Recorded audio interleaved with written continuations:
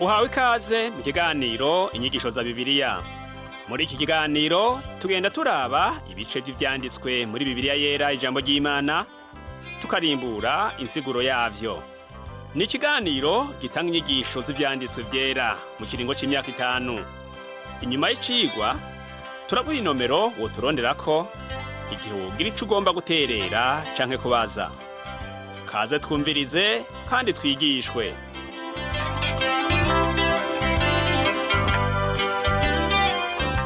Nshuti nawe mgenzi ukurikira kino kigwa c'inyigisho za Bibiliya, ndakuramukije amahoro y'Umwami wacu Yesu Kristo abane nawe. Uri kumwe kandi na Pastor Samuel Nsabimbona asanzwe ndakigushikiriza. Kaze muri kino kigwa cacu twongere dushira umutima kuri ibi vyiyumviro ngenderwako mu gusoma Bibiliya. Iyo umuntu ariko arasoma igitabu canke ariko araraba isinema ubwa kabiri canke mbere ku njuro yindi, usanga harimwo ibitari bike ataba yarashize ku mutima ubwa mbere kandi usanze ari vy'ingirakamaro. Ivyo ni ibintu vyumvikana kandi bitahuritse, ariko kandi kuvyerekeye ivyanditswe vyeranda ntibimera gutyo, bivana n'ukuntu usanzwe umeze. Abandi bakavuga bati bivana n'ukuntu navyutse imbere yo kubisoma. Iyo meze neza nkugururira umutima wanje ijambo ry'Imana, ncangiriranira ubumwe n'uwahumetse ivyanditswe vyeranda ariwe Mpwemu Yera, umwe mu butatu. Nico gituma ijambo ry'Imana turyita ijambo rizima. By'ukuri ndashobora gushika ncugurura Bibiliya yera nkabona gusa ubuhinga bwakoreshejwe mu kuyandika, nkabonamwo ivyese biryoshe, inkuru zidonda ivy'akahise n'ibindi. Mugabo rero sinshobore kugiriranira ubumwe n'umuremyi wanje ntashobojwe na Mpwemu Yera. Uwo Mpwemu Yera ndakeneye ko afasha kugira ngo mpure n'Imana neza, ntahure icyo ngomba ko biciye mu ijambo ryayo, nongere menye n'ubutunzi bw'ivy'impwemu bunyegejwe mu ijambo ry'Imana, mbere nongere ndabushire mu ngiro. Iyo ntahe Mpwemu Yera mbamwo ashingira umutima wanje tuvyita guhishurirwa. Sishobora jewe ubwanje guserangura ibinyegejwe vy'Imana, kuko nk'uko bisigurwa ivyiyumviro vyayo birengeye kure ivyiyumviro vyanje. Uwitwa Irene, umwe mu barongozi b'ishengero, niwe yavuze ati Umwami Yesu atwigisha ko atawuzi Imana kiretse uwo yonyene yihishuriye. Mu yandi majambo, atari ijuru ribigiyemwo, atari Imana yonyene inyihishuriye, Imana yogumye ari kinyegezwa kuri jewe. Rero kugira ngo ivyanditswe vyeranda bitahurike, uwurisoma akeneye ubwenge burengeye ubw'abantu, kandi ivyo biratahuritse namba koko nk'uko tuvyizera Bibiliya yera ifise inkomoko mw'ijuru. Kuvyerekeye ihishura ry'Imana, intumwa Pawulo ariwe yanditse hafi igice c'isezerano rishasha yavuze ati, ariko tuvugishwa n'ubwenge bw'Imana bwari bwaragizwe ibanga, bwari bwaranyegejwe, ubw'Imana yagize imigambi kera, ibihe byose bitarabaho, ko bizoba icubahiro cacu. Ariko nk'uko handitswe ngo ivy'ijisho ritigeze kubona, n'ivy'ugutwi kutigeze kumva, ibitigeze kwinjira mu mutima w'umuntu, byose Imana yabiteguriye abayikunda. Tubisoma mu ikete rya mbere yandikiye Abikorinto igihimba ca 2 umurongo w'indwi n'uw'icenda. Naho ivyo tuzi vyose tubimenyeshwa n'ivyo tubona, twumva, ibitumotera, ivyo dukorako, ivyo twumviriza n'ururimi, hamwe n'ivyo tumenyeshwa n'ubwenge bwacu, intumwa Pawulo wewe atubwira ko hariho ivyo tumenya tutarinze gukoresha ijisho, ugutwi canke ubwenge bwacu. Pawulo asozera iciyumviro ciwe avuga ati, ariko Imana yabiduhishuriye muri Mpwemu wayo. Mpwemu asesa vyose n'ibihishijwe vy'Imana. Niko abivuga ku murongo w'10 mu gihimba ca 2 c'iryo kete rya mbere yandikiye Abikorinto. Nk'uko rero Irene, umwe mu barongozi b'ishengero, yabivuze neza, ntawuzi Imana kiretse uwo yonyene yihishuriye. Reka nsigure neza iki ciyumviro nkoresheje uturorero tubiri nkuye mu isezerano rishasha. Mu butumwa bwiza uko bwanditswe na Matayo igihimba ca 16, Yesu yabajije abigishwa biwe ati, abantu bagira ngo umwana w'umuntu ndinde?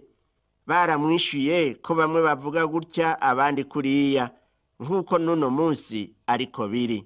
Yesu bamuvuga ko vyinshi, n'uyu munsi bamuvuga ko vyinshi. Kw'iherezo Yesu abaza abigishwa biwe ati, ariko mweho mugira ngo ndinde? Niho rero intumwa Petero yari ameze nk'umuvugizi wa zirya ntumwa 12 yatanga inyishu y'igitangaza, aho yavuze ati, uri Kristo umwana w'Imana nzima. Tubisoma mu butumwa bwiza uko bwanditswe na Matayo igihimba ca 16 umurongo wa 16. Niho rero Yesu yaca mwishura ati, uri umuhigwe Simoni mwene Yona, kuko atawe inyama n'amaraso yabiguhishuriye, ariko ni Data wo mw'ijuru. Tubisoma ku murongo wa 17 wo mu butumwa bwiza uko bwanditswe na Matayo mu gihimba ca 16. Akarorero ka kabiri tugasanga mu butumwa bwiza uko bwanditswe na Luka. Umunsi Yesu yazutseko, yaregereye abantu babiri bariko baja mu gisagara citwa Emausi. Patiri Petero wewe akoresha iryo zina mu gikorwa ciwe, agomba kuvuga abantu batitaweho. Reka dusome mu gihimba ca 24 umurongo wa 13 kugeza 35 mu butumwa bwiza uko bwanditswe na Luka. Havuga ngo, bakivugana babazanya, Yesu bwiwe arabegera ajana nabo, ariko amaso yabo atabwamo uruhuni ngo ntibamumenye. Arababaza ati, mbega ivyo mugenda murabazanya ni biki? Barahagarara bijiriwe. Umwe muri bo yitwa Kileyopa aramwishura ati, mbega ni wewe gusa watsi indari Yerusalemu utazi ibyabayeyo muri iyi minsi? Arababaza ati, ni biki?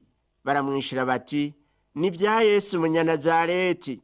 Yari umuntu yavugishwa n'Imana, akaba n'umunyabushobozi bwinshi mu vyo yakora no mu vyo yavuga imbere y'Imana n'imbere y'abantu bose.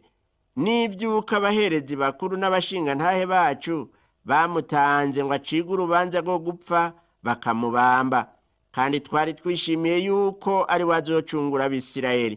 Kandi ikigeretseko, ubu n'umunsi ugira gatatu uhereye aho ivyo vyabereye, kandi n'abagore bo muri twebwe badutangaje, bazindutse baja kumva, babuze ikiziga ciwe.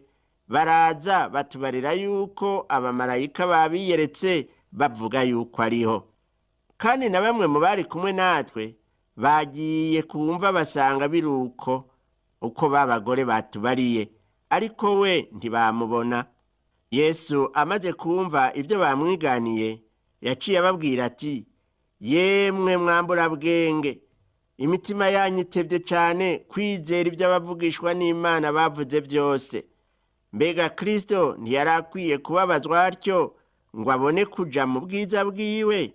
Atangurira kuri Mose no kubavugishwa n'Imana bose, abasobanurira mu vyanditswe vyose ivyamwanditsweko.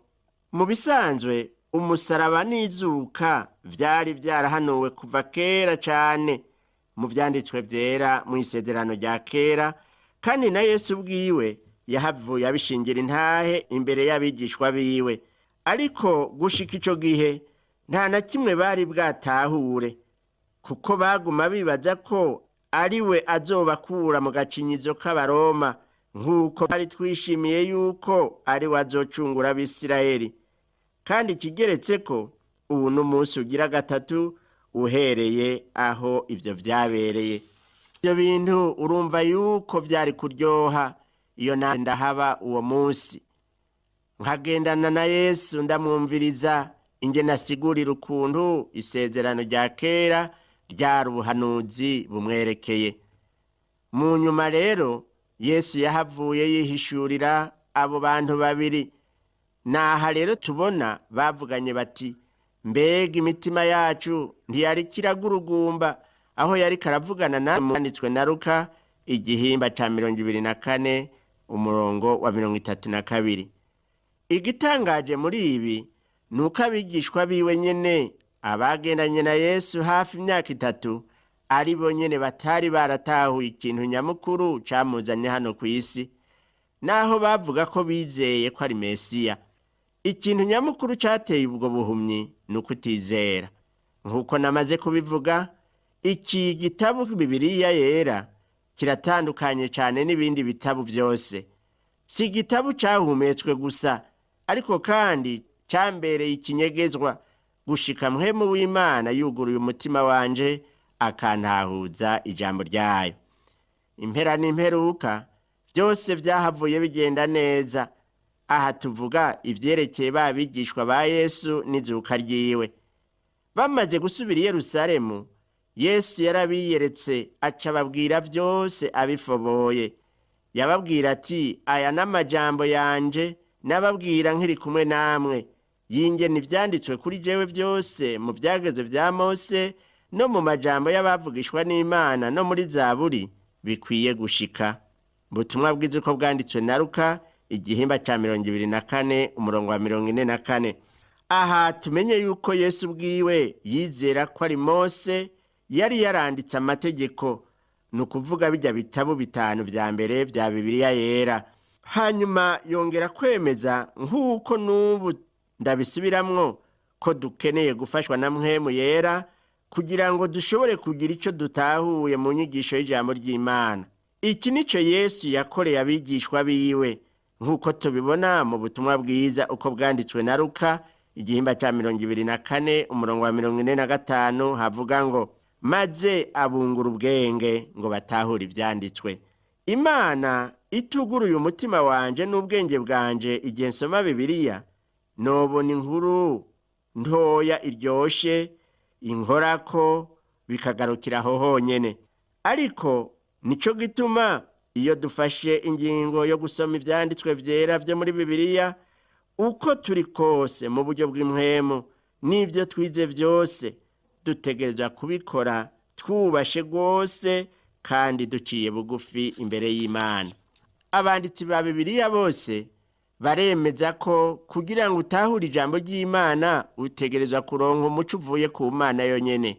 Intumwa Pawulo abivuga agereranya ubwenge bw'umuntu na mpwemu w'Imana. Aravuga ati, navyo nyene turabivuga, ariko ntitubivuga mu majambo yigishwa n'ubwenge bw'abantu, ariko tubivuga mu yigishwa na mpwemu, tugereranya ivy'impwemu n'ivy'impwemu bindi. Ariko umuntu afise umubiri n'ubwenge gusa ntiyemera ibya mpwemu w'Imana, kuko ari ubupfu kuri we kandi ntashobora kubimenya kuko vyitegerezwa mu buryo bw'impwemu. Ni mu ikete rya mbere yandikiye abikorinto mu gihimba ca 2 umurongo wa 13 n'uwa 14. Kuva umugwi w'abaporoti utanguye kubaho mu kinjana ca 16, abatanguje uwo mugwi ntibigeze batenzura mu kuvuga akamaro nyamukuru ka mpwemu yera mu muntu yizera Yesu Kristo canke mu muntu arondera Imana. Ico gishinga ntahe kivuga ku bintu bibiri. Ica mbere nuko mpwemu w'Imana yugurura amaso yo kwizera, umuntu akemezwa mu mutima intumbero, agaciro n'ubushobozi buri mu vyanditswe vyera.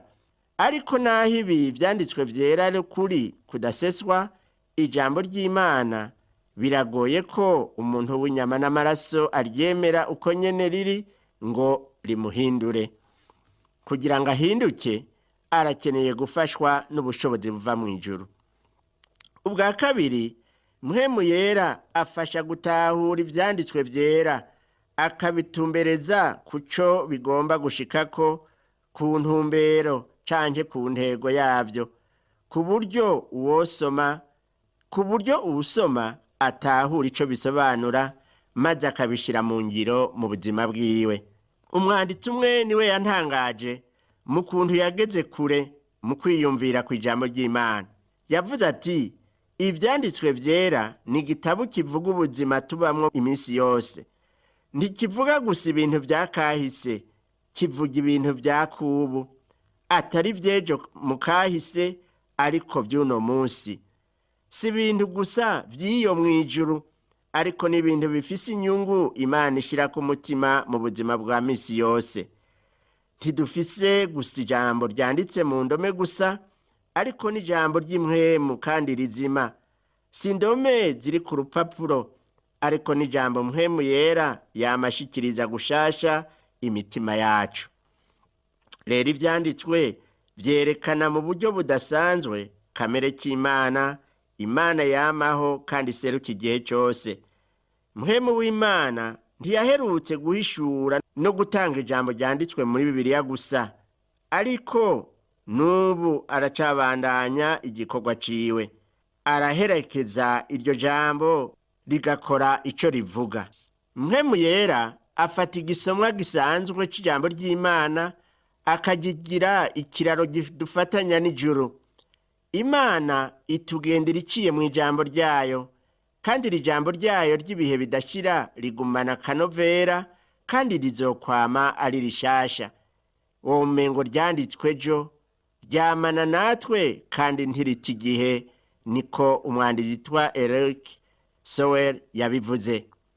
Mu nsiguro zatanzwe ku gitabo kimwe cyo mu Isezerano Rishasha, umwanditsi umwe w'umufaransa yitwa Jean Calvin niwe yanditse ati, abantu bakiwe n'umuco wa mpwemu yera nibo bonyene bafise amaso yo kubona ibyategerezwa kuba bigaragarira kandi bibonwa na bose.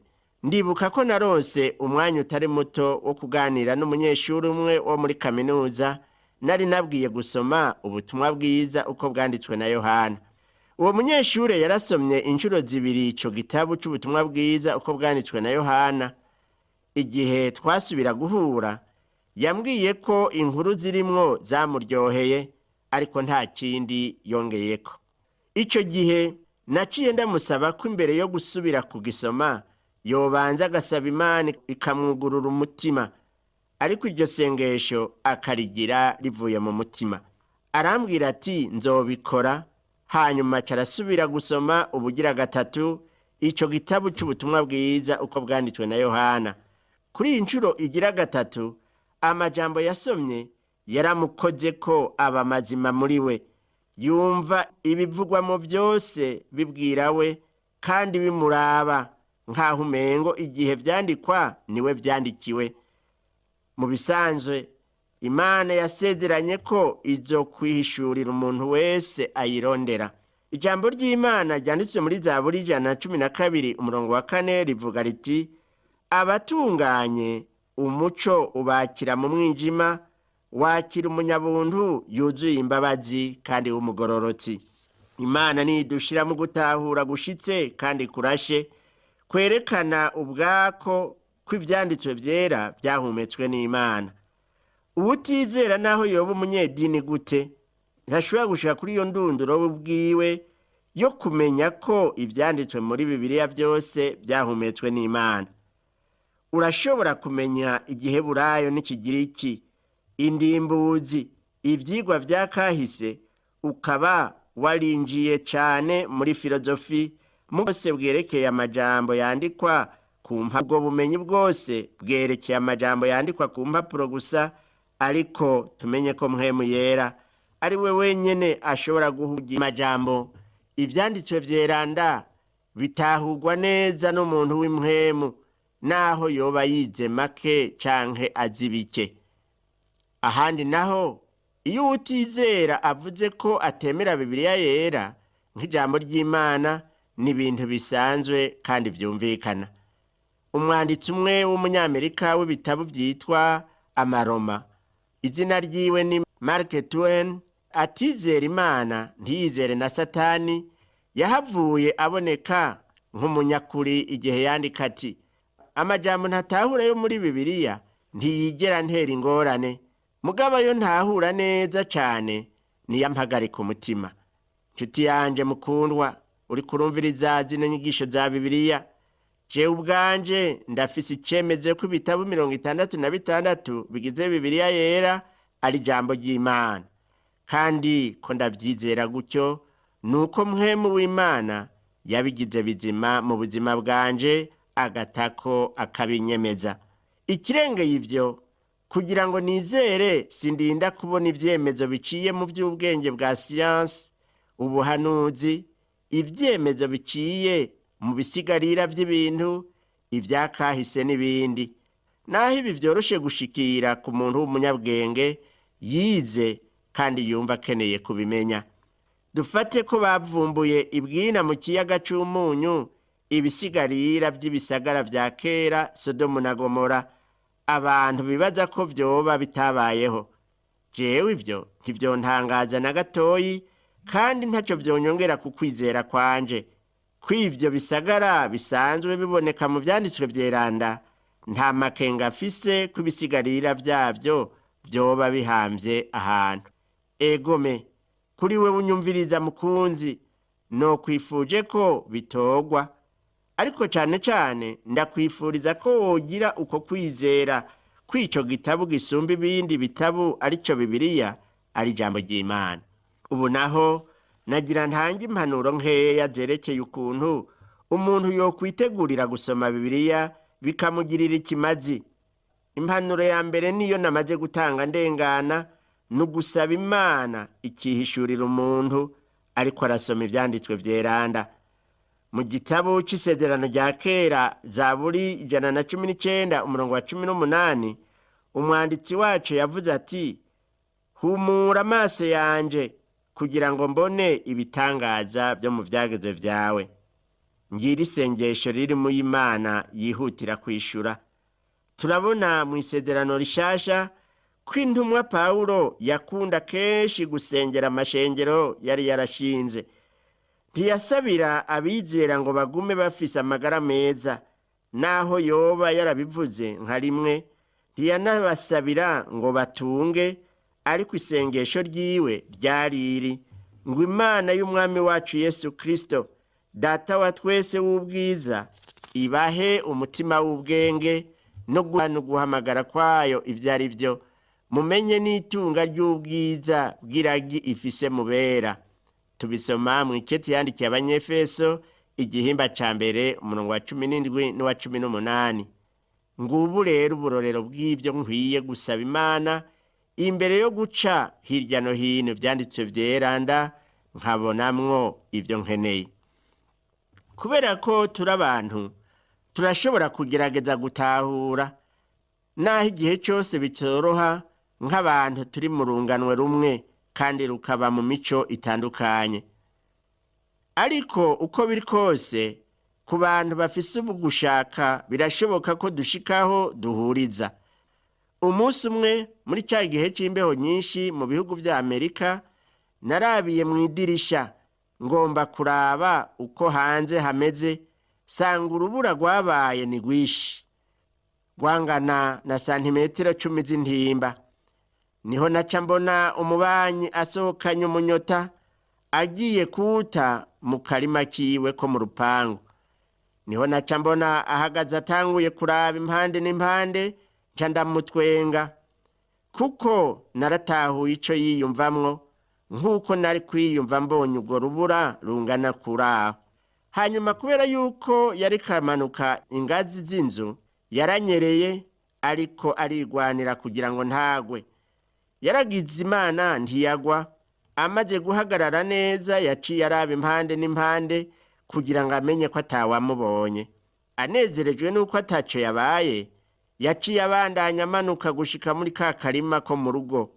Naramenye neza ko ico yiyumviriye kandi na jewe arico nari kwiyumvira, nkizera ko atanumwe yambonye. Murumva ko naho turi abantu babiri batandukanye, dufise ibigumbagumba bimwe, ariko ku Mana hoho biratandukanye cyane, kuko sinshobora vy'ukuri kwibwira uko imeze kiretse y'ubwayo inyihishuriye. Nico gituma ntegerezwa kuyisaba ngo imurikire. Mu butumwa bwiza uko bwanditswe na Yohana, Yesu Kristo yavuze ati, ariko umwitsa ari we Mpwemu Yera, uwo Data azorungika mu izina ryanje, niwe azobigisha vyose kandi azobibutsa ivyo nababariye vyose. Niko tubisoma mu gihimba ca 14 umurongo wa 26. Ahandi naho muri buno butumwa bwiza nyene, Yohana yongeye karavuga ati, ariko uwo Mpwemu w'ukuri niyaza, azobarongora abashitse ku kuri kose, kuko atavyovuga ivyo yigeneye, ariko ivyo azokumva vyose nivyo azovuga, kandi azobamenyesha ibigira bize. Ni mu gihimba ca 16 umurongo wa 13. Nk'uko rero namaze kubivuga, ntawoshobora kumenya Imana kiretse ubwayo imwihishuriye. Ivyo uzokunguka mu kumviriza zino nyigisho za Bibiliya, nshuti yanje mukundwa, bizoba biturutse ku gikorwa ca Mpwemu Yera akoreye mu buzima bwawe. Uwo Mpwemu niwe azokora ku mutima wawe, akugurura impwemu yawe n'ubwenge bwawe. Impanuro ikurikira irasanzwe nk'iya mbere, no gusaba gufata umwanya wo gusoma ivyanditswe vyera, ukabiha ikibanza mu ndinganizo y'umwanya wawe. Ugiye kubaza umwigisha wa kaminuza ngo agutahuze ukubaho k'umuntu, ico bita existentialisme, amahirwe menshi wogira mu nyishu yiwe yoguha, nuko yokubwira ati genda usome ibitabo vya Jean Paul Sartre hamwe na Albert Camus. Co kimwe na wewe mugenzi ugomba kumenya Imana, no kugira inama imwe gusa, nusome ivyanditswe vyeranda uhereye ku butumwa bwiza. Niyo utatahura usomye inshuro ya mbere, urasubiramwo kandi ushireko umwete, nta kabuza Imana izokwihishurira. Reka turangize kino cigwa c'uno musi dusenga Imana. Mana Data wa twese uri mw'ijuru, wewe washizeho ijambo ryawe ngo ribere umurongozi umuntu wese agomba kukumenya. Ndagukengurukiye ko watanze Bibiliya, ukayitanga no mu rurimi rw'ikirundi. Ndasengeye umuntu wese yakurikiranye kino cigwa, kugira ngo umuhe umwete wo gusoma ijambo ryawe, kandi umuhe Mpwemu Yera wo kurimutahuza no kumushoboza kurigendera. Ndabisabye mu izina rya Yesu Kristo umwami wacu, amen. Cigwa cacu cyo kuri uno munsi igarukiye ngaha, naho ubutaha umwami wacu Yesu Kristo aguhezagire.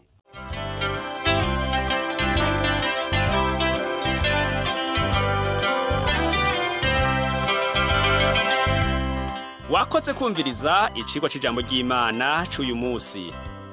Ushobora kumviriza n'ibindi biganiro by'inyigisho za Bibiliya, canke ukabikwega kuri uru rubuga rwa interinete rukurikira: http utuburungu 2 uturongo 2 duhengetse ttb akaburungu twr.org. Ushobora kumviriza ikiganiro co muri indwi, canke ugafyonda ahanditswe ngo rondera ukurikije itariki, kugira ngo wumvirize ikiganiro camaze kurengana. Ushobora no gufyonda ahanditswe ngo rondera ukurikije ivyanditswe, kugira ngo wumve ibiri muri ico gice c'ivyanditswe vyera ugomba. Ufise ico wunganira canke ubaza, twandikire. Email ni twewereburundi@gmail.com. Ushobora kandi kudusanga kuri Facebook yitwa Twere Burundi. Ushobora no kutwakura kuri iyi telefone yo mu biro, inomero ni 22 24 26 57 mu masaha y'akazi, canke kuri telefone ngendanwa, inomero ni 69 67 12 77 79